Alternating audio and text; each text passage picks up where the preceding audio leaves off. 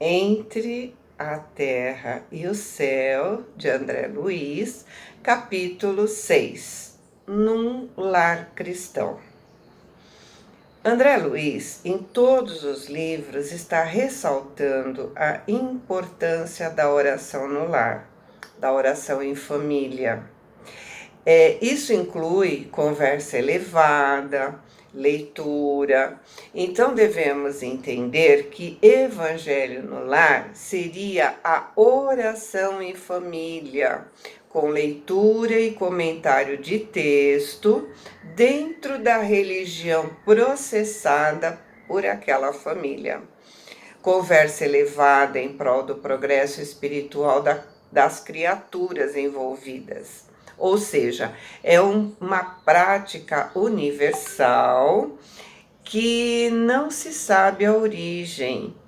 A prática do evangelho no lar, muito entre aspas, né? Porque nós estamos falando que é qualquer religião, é a prática terapêutica.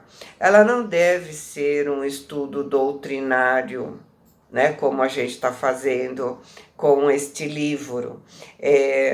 É um estudo doutrinário, um estudo onde a gente faz pesquisas, onde a gente acrescenta coisas, né?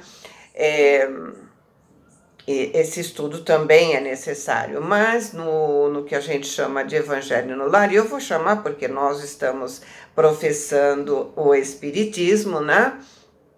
Então, nós chamamos de evangelho no lar, vou continuar, né? Então, o evangelho no lar é um estudo de aplicação no dia a dia. E André, nesse capítulo, nos dá uma perfeita lição de prática do evangelho no lar.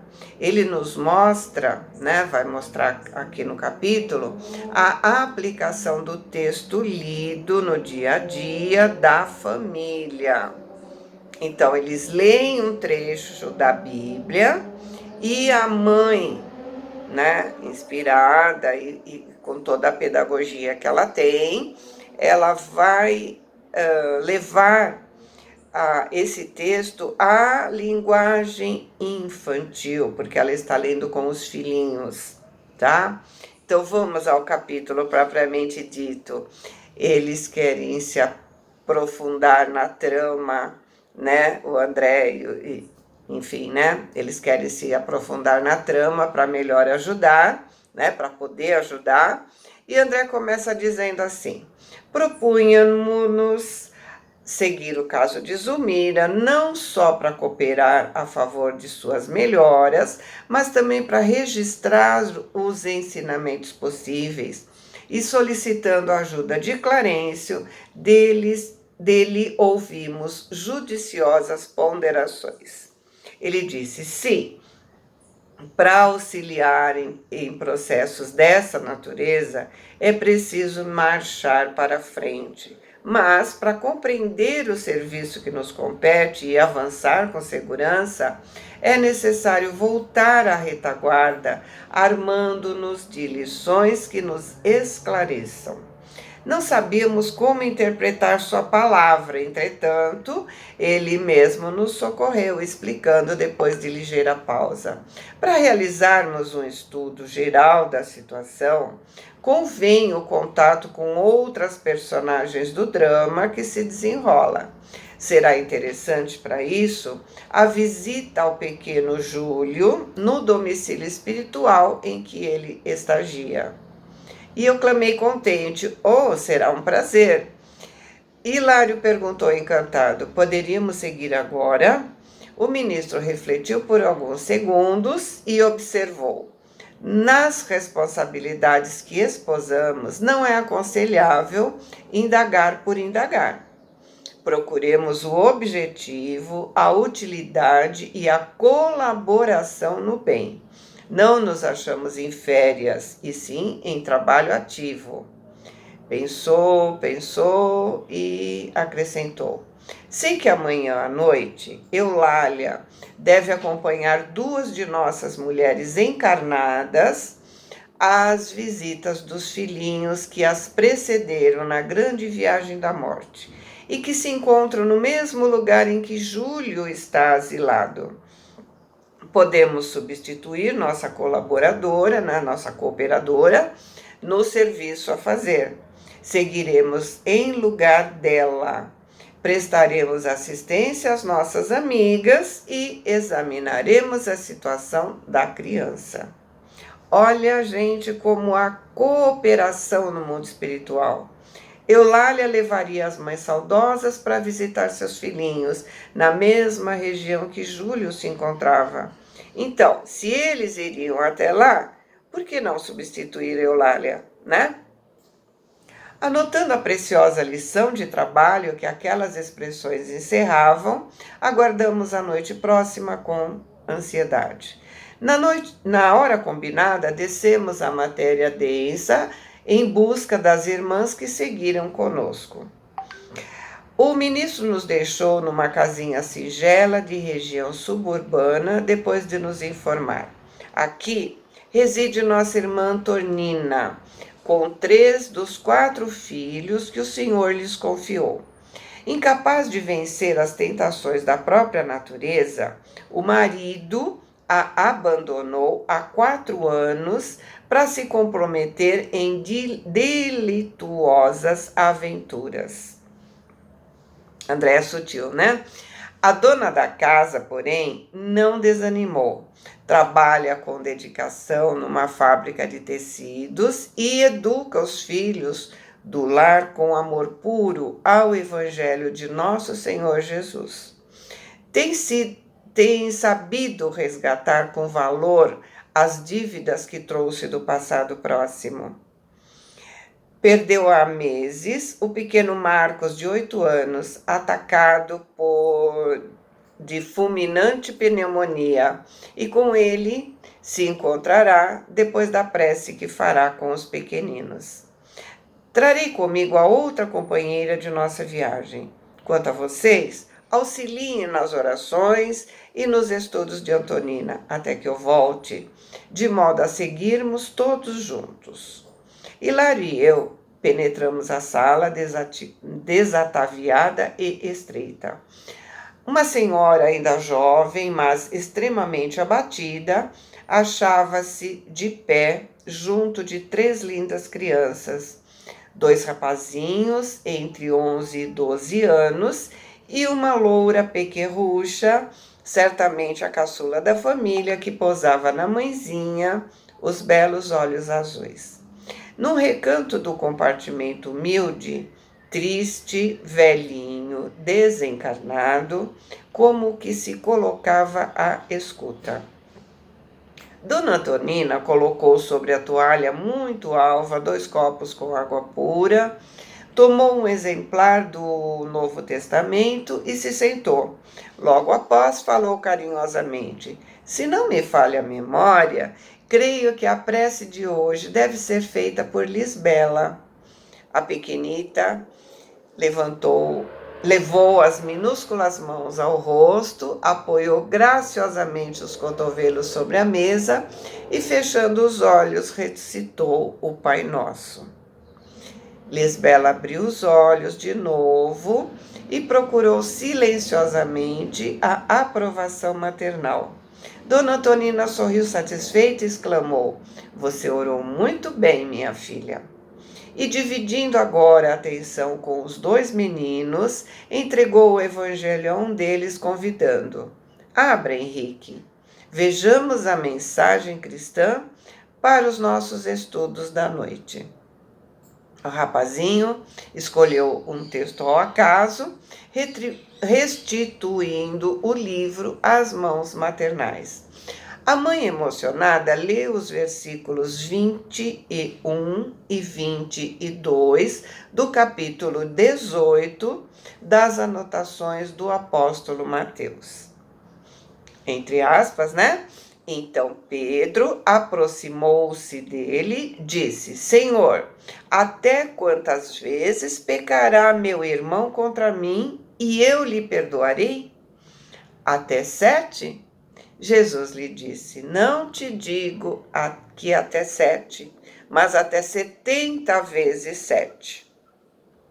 Então, até hoje a gente diz errar é humano, mas repetir o erro é burrice, né? Então, na época, eles costumavam perdoar até 3 vezes, depois não mais. Então, Pedro, achando que estava sendo assim muito condescendente, né, disse a Jesus 7 vezes. Por isso, a resposta de Jesus dá a ideia de que o perdão é irrestrito. Dona Antonina se calou como quem aguardava a manifestação de curiosidade dos jovens aprendizes. O pequeno Henrique, iniciando a conversa, perguntou com simplicidade: Mãezinha, por que Jesus recomendava o perdão assim tão grande?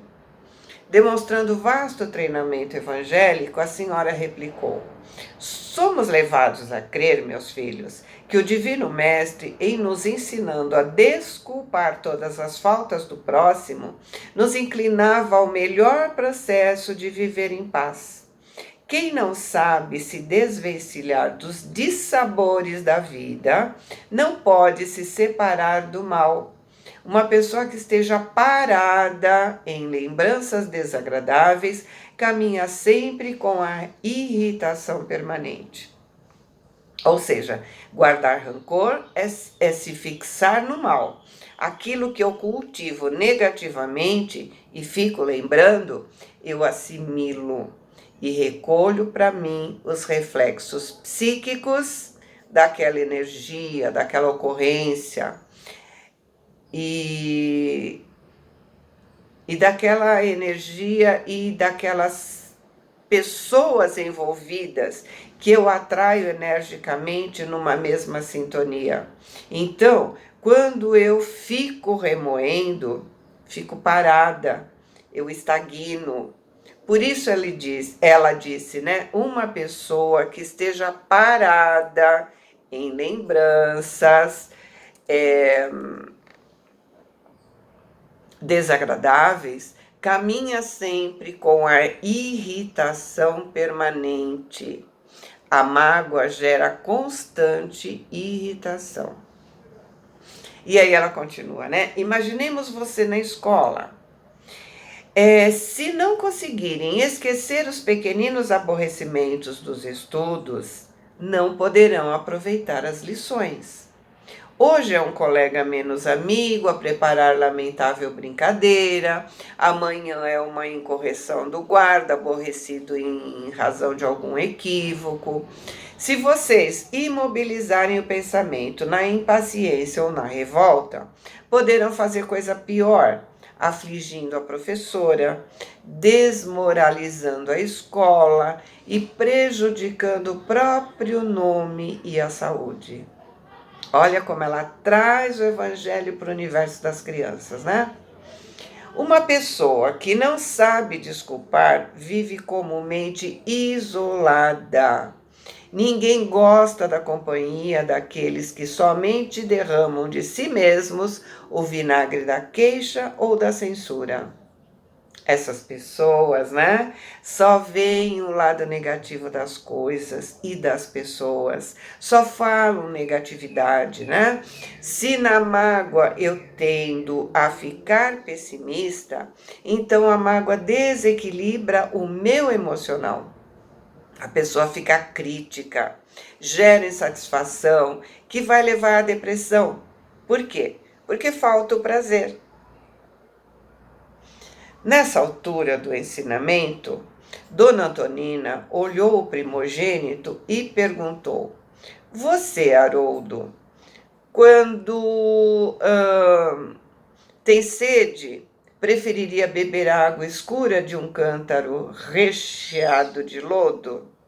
E ele respondeu muito sério: Ah, isso não, escolherei água pura, cristalina. Assim somos nós também.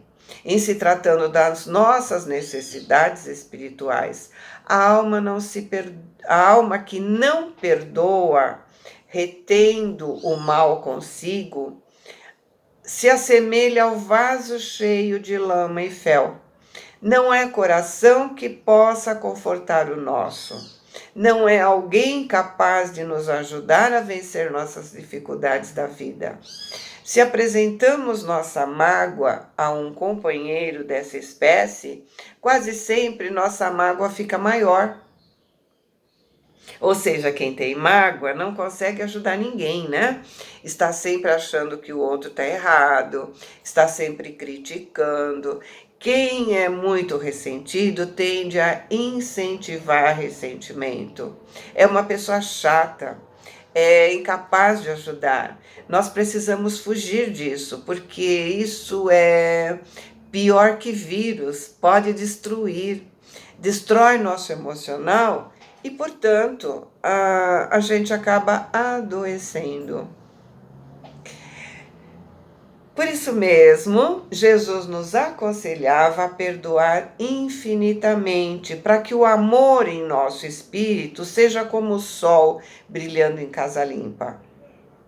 Expressivo intervalo se fez notar.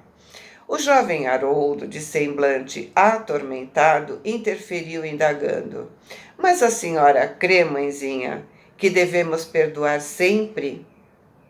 Como não, meu filho? Ainda mesmo quando a ofensa seja a pior de todas?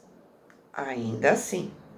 E observando-o inquieto, Antonina acentuou: Por que tratas desse assunto com tamanha preocupação? E o menino disse com tristeza: Me refiro ao papai. Papai nos abandonou quanto mais precisávamos dele. Seria justo esquecer o mal que ele nos fez? E ela comentou: Oh, meu filho, não te detenhas nesse problema. Por que alimentar rancor contra o homem que te deu a vida? Como condená-lo se não sabemos tudo o que lhe aconteceu? Seria realmente melhor para o nosso bem-estar se ele estivesse conosco. Mas, se devemos suportar a ausência dele, que os nossos melhores pensamentos o acompanhem. Teu pai, meu filho, com a permissão do céu, te deu o corpo em que aprendes a servir a Deus. Por esse motivo, é credor do teu maior carinho. Há serviços que não podemos pagar senão com amor.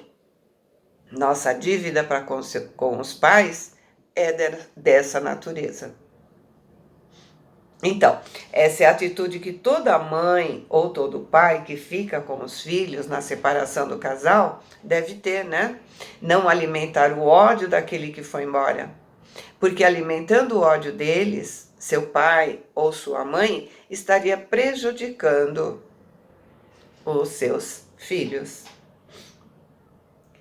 Recordando talvez que a família se achava num curso de formação cristã, a dona da casa acrescentou: Um dia, quando Moisés, o grande profeta, foi ao monte receber revelação divina, uma das mais importantes determinações por ele ouvida do céu foi aquela em que a eterna bondade nos recomenda: honrarás teu pai e tua mãe.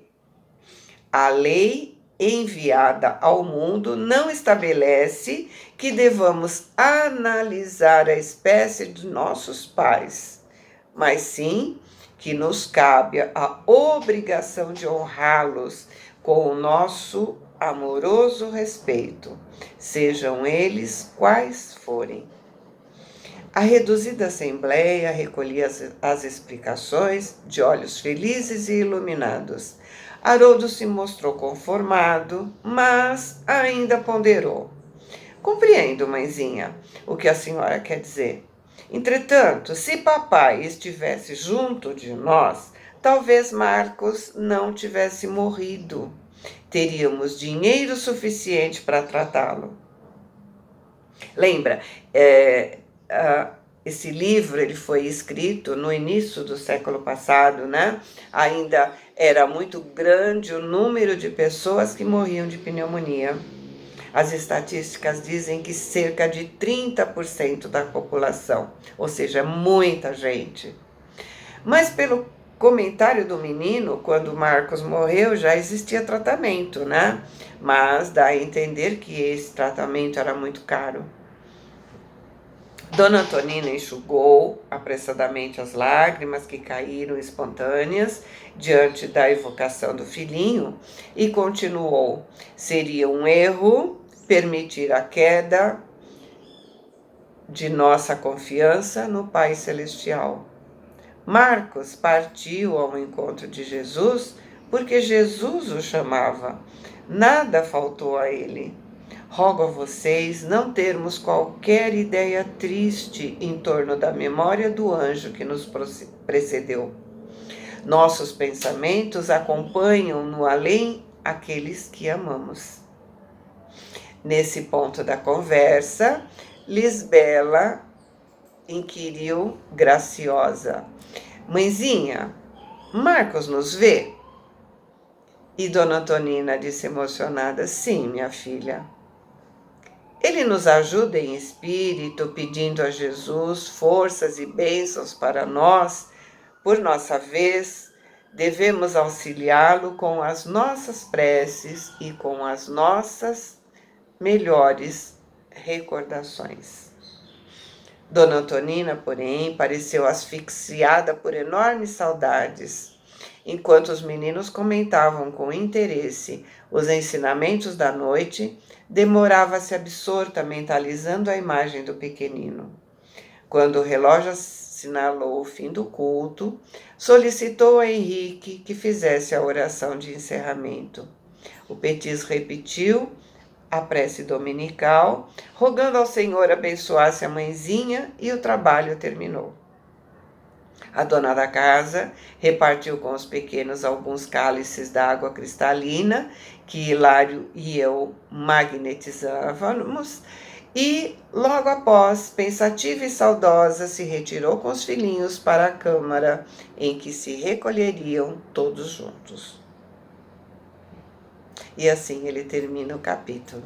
Então, perdoar 70 vezes 7 é perdoar infinitamente. É a luz que foi deixada acesa, a toalha molhada em cima da cama, o quarto bagunçado, né? É corrigir, sim, mas perdoar. Não levar a ferro e fogo. É o perdão do dia a dia. Os perdões das pequenas coisas. Perdão é sentimento que se conquistou. É uma virtude. Não é até a página 2. Num lar cristão, o perdão é reincidente. Lembrem-se sempre disso. Boa semana, fiquem com Deus, amo vocês.